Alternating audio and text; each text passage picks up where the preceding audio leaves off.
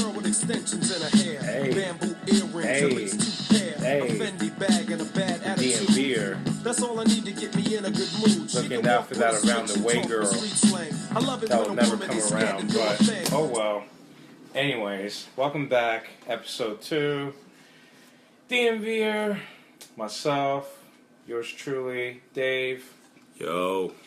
This is Around the League edition. So let's get it started, man. Yo, what's going on in the National Football League? Well, Dude. we have a situation in Raiders camp. Yeah. So we're This just in, by the way. Sean Smith faces assault and battery charges for allegedly beating his sister's boyfriend. Okay. Doesn't that remind you of Aqib Talib when he, he pistol whipped? Yeah, that's a dime. Yes, we are watching NBA 2K17 being played in front of us. That was a dime, by the way.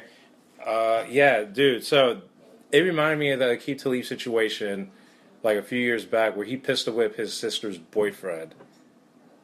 And then, then he snuck out of his sister's place, like out of the window, like snuck out of there and ran.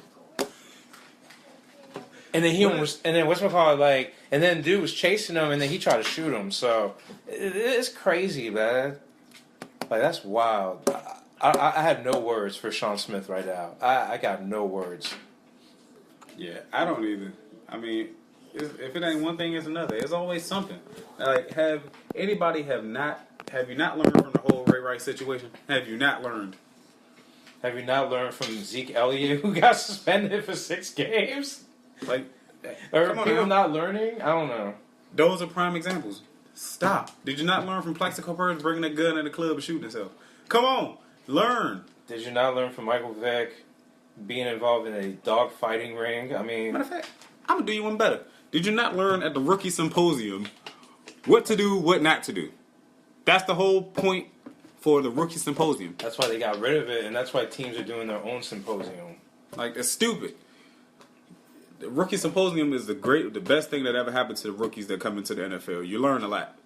Even though certain players didn't attend, a.k.a. Sean Taylor. Yeah. But we ain't going to talk about that. But, Yeah. You know. Yeah. But that was the thing. That's the purpose of the rookie symposium. You have people that actually messed up in the NFL that come and talk to you. But like, hey, look, you're a professional. This is your job now. You got to know the ins and outs. You got to know what to do, what not to do. Definitely the what not to do. Come on now. You're a multi-million-dollar player. There's certain things you should not do. That right there is one of them. You're going to pistol whip your sister's boyfriend? Why? Assault and battery charges? Come on now. Why? Did he hit your sister? I mean, yeah, it'd be one thing if the boyfriend did something to the sister. Yeah, and he was in front then of you. maybe his actions would be justified, but still, like, if you did it for no reason, if you did it because, like, you just don't like the guy, then that's a problem. That's a huge problem. That's a huge problem. And honestly, dude, like, it just goes to show you, man, like, when you're a black man and you're in a professional league, you know, and you do stuff like that, it casts a bad light. It's going to cast a bad light, and that's why the media will always have a field day and be like, oh, look, you see what happens when you give people like that money? You see what happens when you put them in positions of, you know, of wealth and success? They can't handle it. Exactly. So it's a damn shame. And now, you know, if we were to move on to the Zeke Elliott suspension / allegations, you know, basically his ex-girlfriend came out and said that, hey, you know, I'm white, you're black. Okay, just to paraphrase. Who are they going to believe? Exactly. That's crazy to me. Like, it just goes to show you that, number one, like, those athletes, y'all need to chill. And number two, the NFL has a major image problem. They have a huge image problem. But we'll get to that next. Yeah. But right now, like, Zeke, I don't know what to tell you, bro. This is my thing. If you ask me, honestly, Zeke, you shouldn't even appeal it. Because at the end of the day, I don't think you're going to win that. You're not going to win. No, because if the NFL took a hard stance in the beginning, what makes you think that they're going to soften up their punishment? Exactly. You know? And plus, if you think about it, I think the NFL is making up for what they didn't do to Ray Rice to begin with, which was, hey, we need to over-punish this guy and punish him severely. Yeah. So they hit him with what? A 4-game suspension in the beginning? And then they were like, oh, you know what? We need to, take away his season. Yeah, and now look what happened. Now he can't even get a job in the NFL anymore. Yeah. So all that money he had in the beginning, it's like that's the only money that he has. So hopefully he still has money saved up. I hope he does. But it's crazy. He's been out the league for about 2-3 years now. Right, but isn't it funny how, like, a player like Ray Rice is out of the league because of what he did, and then you have a player like Colin Kaepernick who's currently out of the league right now because he's doing something that's pretty much shunned upon in our society, which is protesting against the flag. I mean, I just want to know, where is the double standard? I mean, where are the standards? Obviously, there are none. Yeah, what are the standards? What are the standards? You know what? Basically, because what's right and what's wrong? Basically, Roger Goodell is in a point to whereas he's just abusing his power as the commissioner of the NFL. It's basically, I'm gonna do shit my way. This is what I'm gonna do. This is what I see fit. And it's like everybody just follows that suit and they just go along with it. Whatever Roger Goodell says, they go with it. Which is why Richard Sherman done talked up a couple times about it. Mm-hmm. And then even Josh Norman and everybody about the whole celebration thing. It's stupid. Who wouldn't want to sit there and celebrate after scoring a touchdown? I would want to celebrate after scoring a touchdown. Just like Josh Norman brought up the whole bow and arrow. Exactly. And how the refs had a... Matter of fact, the refs were at Skins training camp and they held a press conference and they literally explained why the bow and arrow was wrong because they were deeming it a simulation of a weapon. But yet, you have the Patriots Minutemen who shoots off muskets. You have the Bucks shooting off a cannon after they score. Again, the NFL, keep it up, guys. Keep it up, NFL. Basically, keep up with the image I'm that not you even have. gonna lie. Ever since this whole trademark shit came out about the Redskins logo and how the name is, everybody is starting to show their true colors now. They don't like the Redskins. That's pretty much basically it. Yeah, that's number one. And then number two, not to veer off. Well, you know what? Let's touch on politics because honestly, politics is beginning to spill over into sports now. And I wanted to save this topic for a later show, but you know what, man? I'm going to touch on what's going on in Charlottesville right now and how it affects the world of sports. Because right now, what the hell is going on in Charlottesville is just absolutely ridiculous, man. It's really absolutely ridiculous. It really is. And you know what? And to spill it into sports real quick, just like how you touched on the NFL are showing their true colors. Yeah, this country as a whole, we're beginning to see a lot of people's true colors, especially those protests. We are seeing everybody's true colors. If there's one thing that we're learning from Trump's administration thus far, we're seeing we're seeing people's true colors. We are seeing who are racist, and we see the ones that think they're not racist, but undercover, yeah, you know what, man? Nah, man, I don't fuck with that dude, yo. Nah, I don't fuck with him, yo. But yeah, man, but we work together, we good. Exactly. You know what I'm saying? Like, come on, man. Exactly. So, But this what I don't like. And I'm going to touch on this NFL thing. Let's go to the Peyton Manning situation. The Ben Roethlisberger situation about these white girls. They do something on college campus with these white girls. They get to the NFL, it's not a problem. But let a black guy do something. Oh, then it's World War III. Exactly. Or Joe Mixon, AKA. how he punched the white girl. But then again, the white girl provoked him. My point exactly. Or the Ezekiel Elliott thing about the assault thing. Yeah. Earlier with that so-called white girl. And the report came out and he had an interview. He said he never even touched that girl. But there was like footage of him like lifting a girl's shirt. Yeah, lifting a girl's shirt, but that's a totally different situation. Yeah, totally different situation though, but still. It's like, let a white player do something, they get a slap on the wrist. But one of us do something, then we get the whole nine. We get the riot act. We get read to suspended. us. We got to pay fines. Come on now. Just like Josh Norman last year did the bow and arrow and had to pay that fine. That was stupid. Or you know what's even worse? Josh Norman. After that game too, he was drug tested. Yeah. Yeah. Right afterwards. And he was pissed. Pissed. Like, it don't make sense. I don't understand. It's like, basically, I'm looking at the NFL basically in the light of what happened in Charlottesville. Yeah. It's a mess. It's a complete mess.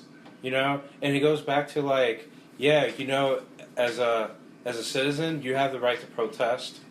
You have the right to exercise your right. You have the right to do all sorts of things, right?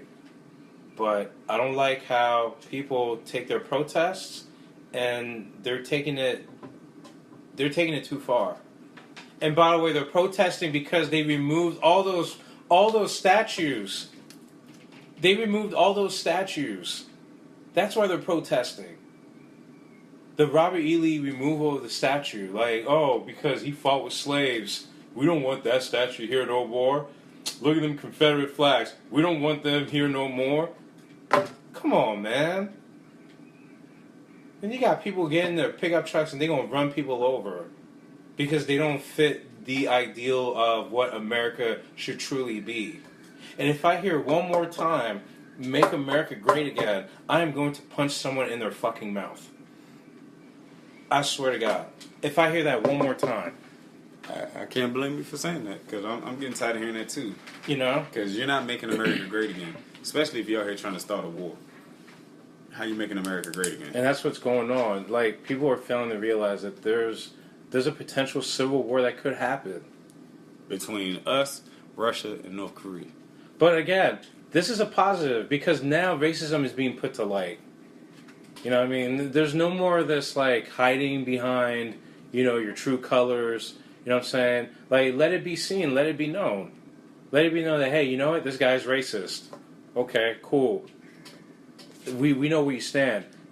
Like that guy, Richard Spencer, that so-called, what does he call himself, a white nationalist? Oh, by the way, I love how the media are coining them white nationalists. Yeah, they're trying to take the word supreme. So they're not racist. They're not supremacists. They're nationalists, meaning they care enough about this country that, oh, you know what? They're passionate about what they're doing. They're passionate about their country. But if it's a bunch of black people, oh, they're thugs. Oh, they're criminals. Oh, they're hoodlums. Oh, they niggas. No. Niggers. Yeah, sorry. You're right. The hard, you know. Sound like they're growling. Nigger. Yeah, nigger. Anyways, but, like, real talk, like, but that's how I see things, man. It's just You know what I mean? this whole world is just crazy, and things are really changed. Things have really changed since Trump been in office. But the one thing I can really say he's been most consistent about, honestly, is him doing what he said he was going to do, and he's actually doing what he said he was going to do. He's trying to change the health policy. Is he saying it because? But it is he doing it because he said it, or is he doing it because he's a puppet and he's not really the president of this country, but yet it's Mike Pence that's telling him what to do, when to do it, how to do it, and if anything were to happen to Trump, that fucker will be next in line.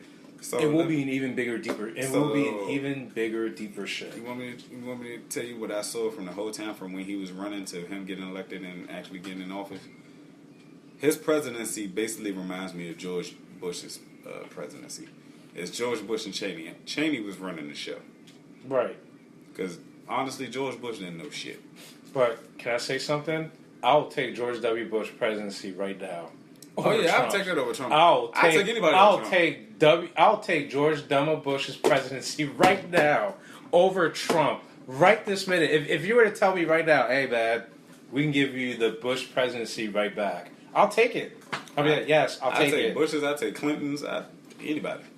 I'll take I it. take it to Abraham Lincoln. And I wasn't even Shit, born I'll then. take Ronald Reagan. And I was born during the Reagan era, so I'll take Ronald Reagan right now. The only president in this country that ran the country into a deficit. But anyways, we're veering away from sports.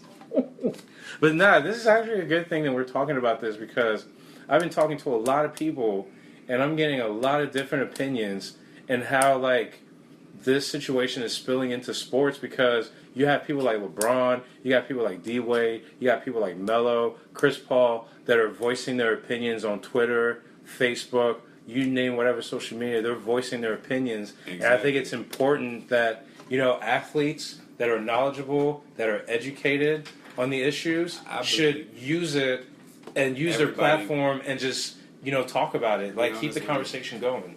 Everybody has a voice, and everybody's voices need to be heard. That's why they have a constitution called "We the People." Use that. If you see something, like they say at my job, we have a safety thing that they always say: see something, say something. If you see something, go out on Twitter and express how you feel. It's a free country. It's not illegal yet, just like it ain't illegal to think. If you go out there and express how you feel. That's how you feel. Hell. Yeah, like I said, look, let me tell you something about Charlottesville. I have no problem people protesting, hey, white this, white that. All right, cool. I got no problem with that. The problem that I have is you're not going to tell me how I feel about your protest. You're not going to tell me like, oh, because if I'm standing up for this, you're not going to tell me how I should stand up for something. But that's the issue that we're running into this country. That's the issue we're running to in this country. Like, the whole Kaepernick thing, everyone is okay with Kaepernick protesting, but everyone is not okay with the way he's doing it. That's the big issue right now. That's why he's being blackballed. Yeah, all because of he has his right of why he doesn't want to stand up for the national anthem. Okay, Marshawn Lynch sat down during the national anthem. Michael Bennett sat down during the national anthem. Right. It doesn't make a difference on what. It doesn't make a difference on who stands up, who sits down. It doesn't make a difference. Everybody has their equal right to do whatever it is they want to do. They have the right to stand up for what they believe in. If that's what they believe in, that's what they believe in. But at the end of the day, Colin Kaepernick should not be punished because of what he believes in. So you're going to sit here, and it's like, prime example, all these different quarterbacks getting signed to jobs that are trash.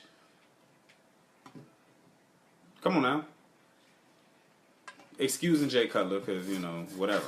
But Yeah. all these other quarterbacks getting signed, like... Thad Lewis was picked up by the Ravens. He's a third string. You could have got Kaepernick. You could have got RG3.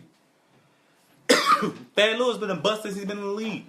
But you know what's funny? He's a journeyman. Yeah, but you know what's funny? I go on Facebook, right? And I talk to people. You know what I mean? I read people's posts about Kaepernick. And you know what they say? They say, hey, man, look, man, from a football standpoint, that dude is trash. Like, he doesn't belong in the league. I'm like, all right, you can say that all you want. But at the end of the day, you're really, like, hiding your true motives and your true feelings about the whole situation. But let me say this. If he doesn't belong in the league, he can't play football, why he lead the 49ers to a Super Bowl? Yeah, and by the way, they were within a play of potentially winning the game. And he had one good year. Yeah, okay, cool. But just because you have one good year doesn't all of a sudden you're trash. Like he's not even getting the opportunity. You know what I'm saying? Like I just don't like that notion of like Kaepernick leads a team to a Super Bowl, and then in the next 2-3 years he's trash. That's just like, no, if they really want to compare somebody to trash, Jamarcus Russell, that's trash. That's trash. You paid all that money for him to be the number one pick in 2007, and he didn't do shit. Where he at now? God knows where. Come on now. So, again, I'm not okay with that notion At the end of the day, Kaepernick can still be a starting quarterback in this league. He can. Just like, I'm not even going to lie. I'm going to go out here and say it. Because a lot of times I've been hiding how I really feel about this. But that whole RG3 shit, I'm not going to lie. RG3 is one of the most athletic quarterbacks I have ever seen. Absolutely. Honestly, he reminded me of Vic when he came out of Virginia Tech. He did. Had the speed, could throw the deep ball. Mm-hmm. Come on now. Kaepernick moderate speed. Right. He can throw somewhat, but as far as deep ball, accurate, No, he's not. he can't. But you got RG3. You saw what he did in Washington his first year. Impressive. 3,200 yards. Impressive. Mm-hmm. I was like, okay, we got ourselves a quarterback. Now, I'm not going to lie. When they hired Jay Gruden, it was over for the start for RG3. As soon as they hired Jay Gruden. Yeah, it was. It was over. Even though the owner's motives were, hey, we need you to get RG3 right. And maybe at first Jay Gruden was like, hey, let me see if I can get this kid right. The moment he saw him practice, the moment he saw his footwork, oh, hell nah, I'm not working with this guy. Exactly. But then he saw number 8. No, back then it was number 12. Yeah, number 12, yeah. Then he saw number 12. Hey, I can work with number 12. That's why I said, at the end of the day, the Shanahans were smart when they drafted RG3 and Cousins. Because yeah. at the end of the day, you had your starter and you got your backup that you could have had for years. Right. Cool. As soon as Jay Gruden come in, everything changes. You go from building your offense around your quarterback to now you have an offense to where your quarterback got to learn your system. Not saying RG3 couldn't learn his system, because anybody can learn the West Coast system. Only thing is, with a West Coast system, you have to be able to release the ball quicker than you normally will. Period. That's the only thing. Other than that, it's still the same. You just got to release the ball quicker. Then, that was. I'm not gonna lie. It was, and I'm being 100. I'm being real raw right now. It was fucked up how they did him to give that starting job to Cousins. It was fucked up how they did him. They did, yeah. It was. At the end of the day, it was jacked up. It was. For one, I'm not gonna lie. RG3 talked himself into that situation. If he would have just kept his mouth closed like he did his rookie year, he would still be here. Now, for number 2, him talking so much that breaks up your camaraderie you have with your team, especially your offensive line. You need your offensive line to protect you. Absolutely. Your offensive line shows you, like, dog, you run your mouth too much. And since you're running your mouth, now we about to let you get fucked up. What happened? Period. Lions game and that preseason game, he got fucked up. Now, did he really have a concussion? I don't think so. No, I don't think so. That was just a bunch of bullshit. Yeah. To get Cousins in there. Yeah, it was a cover-up. It was a cover-up. It was all a cover-up. Then on top of that, you sit him out. He passed all the protocols and stuff, and he didn't have a concussion. But then you still going around saying he has a concussion. But the explanation of that concussion was baffling. I mean, they said, they had a team doctor administer a test. Then he had to go to an independent neurologist to go take another test. So they were like, so he went and got tested by 2 different people. And then apparently the results came back different from each doctor. So the whole thing was just... That was just buying time for Cousins. Yeah, it was just bungled. It was bungled from the start. So by the 4th preseason game, we're going to name Kirk Cousins our starter. Right.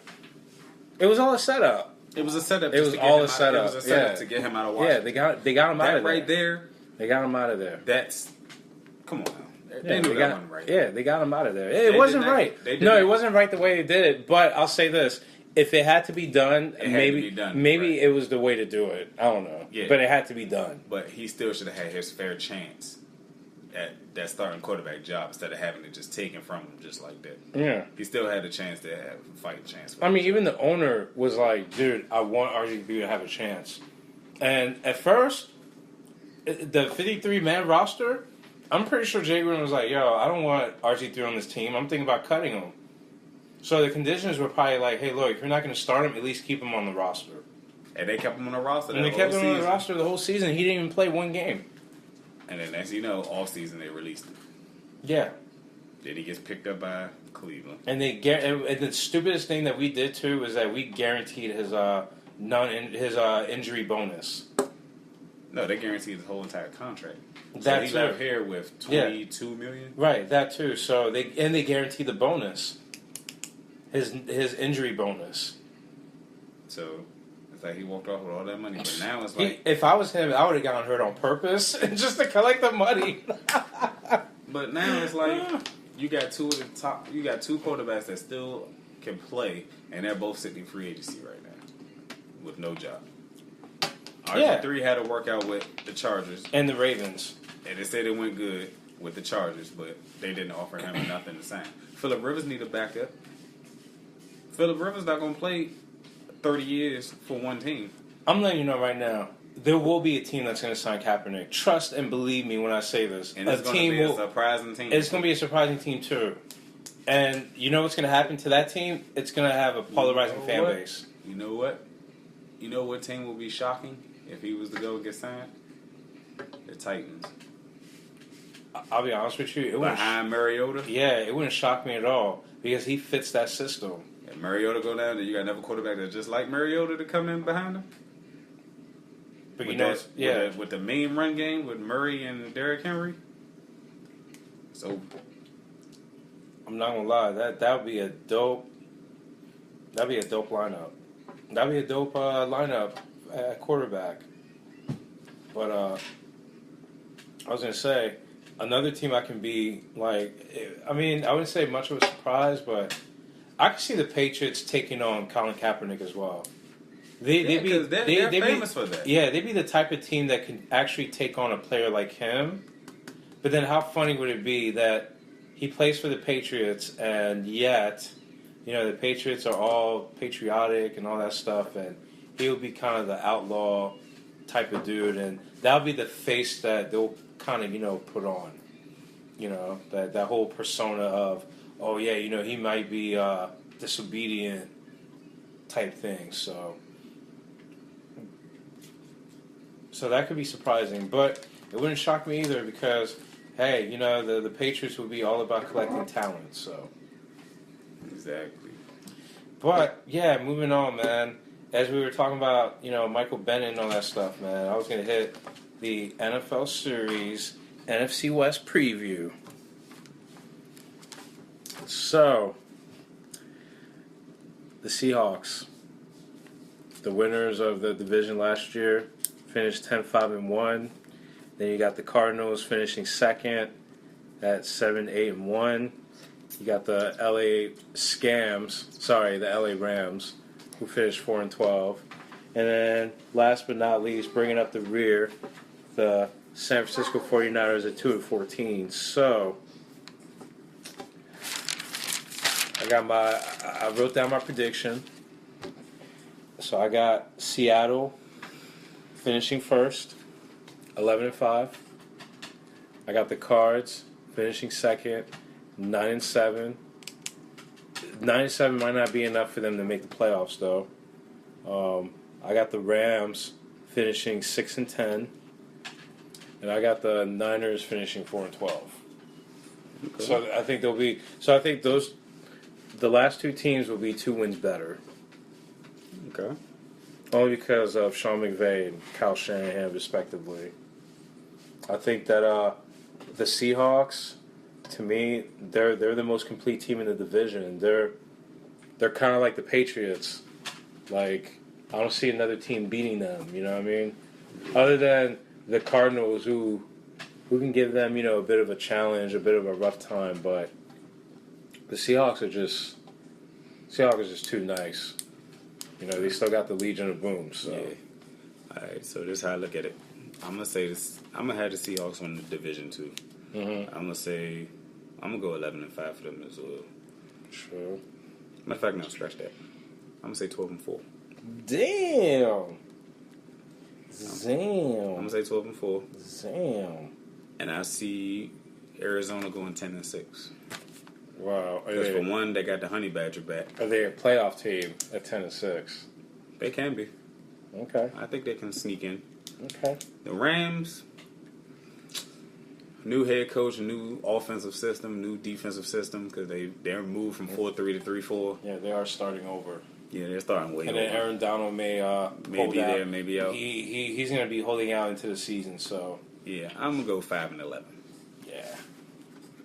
And the 49ers, I mean, respect to Shanahan, and you know he got some pieces that used to play in his system with Garcon and Brian Hoyer and all of them. I say they're gonna be. I'm gonna say I'll probably go with 4-12 too. Yeah, I just think there's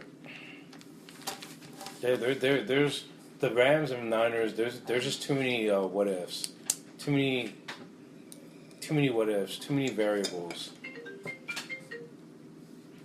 too many people that that just. I have no words for them. I think they're going to suck. And I think the division will come down to Arizona and Seattle once again. But, man, I feel like they are a 9-7, 10-6, type of football team. But we'll see if that's enough for, the division. Or that's even enough for a wild card spot because... I'm sorry, go ahead. Honestly, that's the only competition between them two, the Seahawks and the Cardinals. Them the only two that's going to battle it out each year in, year out. They're the only two that battle for the division crown. The other two teams is really not even a factor. It's like they don't even matter. Honestly, they don't. The NFC West is kind of like the AFC East in terms of like bad division play. Like, damn, I mean, it wasn't long ago that the Niners were nice, and now they just fell back to where they were, a few years back. Exactly. So, yeah. So much for the NFL series. It's like, no, I'm just playing. But, yeah, so that covers the NFC West. Next week, we're going to do a double dip because, next week's going to be fight. It's going to be fight week. We're going to have to talk about, the biggest fight of the summer in McGregor v. Mayweather. So, for the NFL series next week, we're going to cover the AFC and NFC East. So, we doing AFC and NFC? We're going to do the AFC and NFC East. We're going to cover both divisions. Okay. Yeah, it's going to be a double dip. Okay. Because the following week, I want to dedicate our show to the Skins. So, okay. But that's down the road. We got something special for that. Yeah. So, all right. One last thing, man. LeBron, man. So LeBron's talking about hey, he's gonna leave next season. Okay. Do you think he'll leave for sure? If he's not happy with the core of the players, I can see him leaving because he done it before. Sure. He done it before, and he left and went to Miami. But this time, it's like he got to think about it. If you decide to leave this time, where you gonna go? I mean, he could go to the Lakers. He could go to the Rockets. Yeah, but the Rockets, I mean, they have Chris Paul and James Harden. But the thing is, do you think LeBron is waiting for Carmelo to make a decision? If wherever Carmelo goes, I think that's where LeBron's going to go. So if Carmelo decides to go to Houston, and then LeBron, hell yeah, who goes to Houston? Houston is going to have a nasty ass lineup. Yeah, and they bring back Chris Paul, and they may if D-Wade buys out of his contract, he's talking about wanting to go to Houston too. But this the thing. Oof. But this the thing. How are you going to get all them in the starting lineup? Because who's going to play the four? LeBron or Carmelo? Dude, Melo can go back to being the Olympian Melo that just spots up and shoots. He can go back to being that player. Like, it's going to be crazy because but it's going to be like another Cleveland because you're going to have so many, egos on the team. But the thing is, will they be able to gel and play together?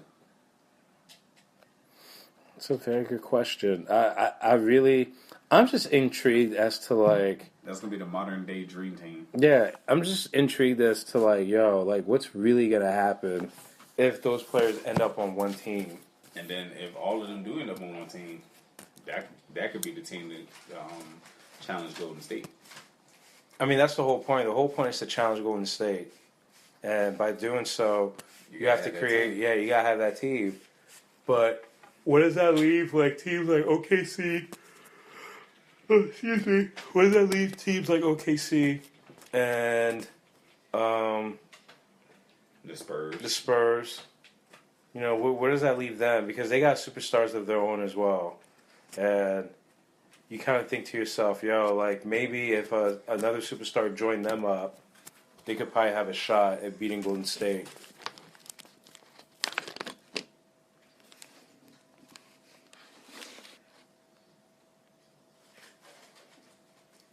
Okay, we just lost our train of thought there. But Golden State is basically the team to beat now because they've basically been running things for the past however many years now.